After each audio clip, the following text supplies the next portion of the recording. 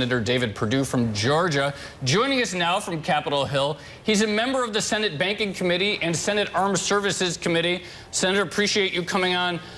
Tell us how you feel about the White House's level of communication about these attacks. Was Congress fully briefed, in your view, in a timely manner?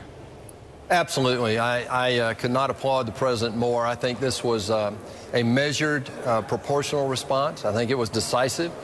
And, you know, it's exactly what people around the world have been calling for the last few years. The heads of state that I've met with over the last 2 years as a member of the Foreign Relations Committee have all been requesting this. They've been telling us that what we need is a president that will lead.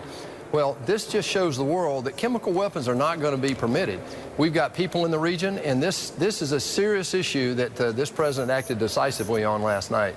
Of course, Senator, the decision to launch a strike came shortly after personnel changes in the National Security Council's top committee. Do you see any link between the strikes, which can be construed as more interventionist policy, and the personnel of the committee?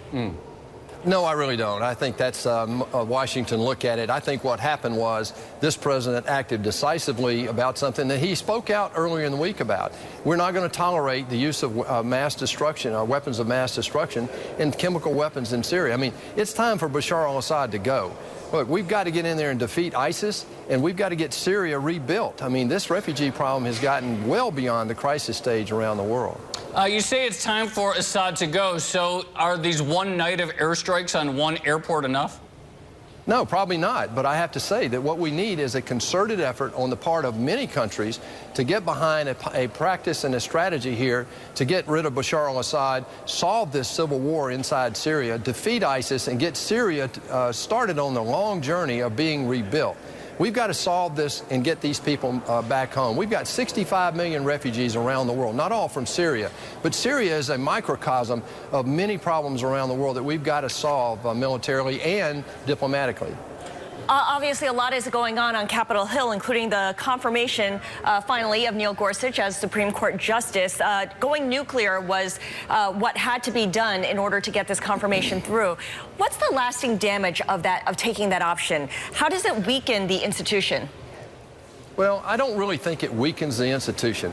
It's unfortunate, though, that after 230 years of precedent, where no partisan filibuster had been used to block the nominee to the Supreme Court, that we had to use the rules this week to not let that happen and to get Judge Gorsuch confirmed. Look, if we can't confirm this man with his credentials, who is in the mainstream, I'm not sure who we would confirm in a bipartisan way. So I don't think this has a lasting impact at all. What I'm anxious to do is to get back toward the business of finding bipartisan solutions, though, to the big problems of the day: health care, taxes, getting this economy going again, which are the priorities of this president. You mentioned taxes. How confident are you? There's a lot of different ideas floating out there about what tax reform should look like. How confident are you that your party will be able to sort of congeal around a specific idea, perhaps more effectively than it has the health care debate? Well, I'm hopeful. I mean, I think all parties involved are looking at this to try to get to the best solution. But I will say this.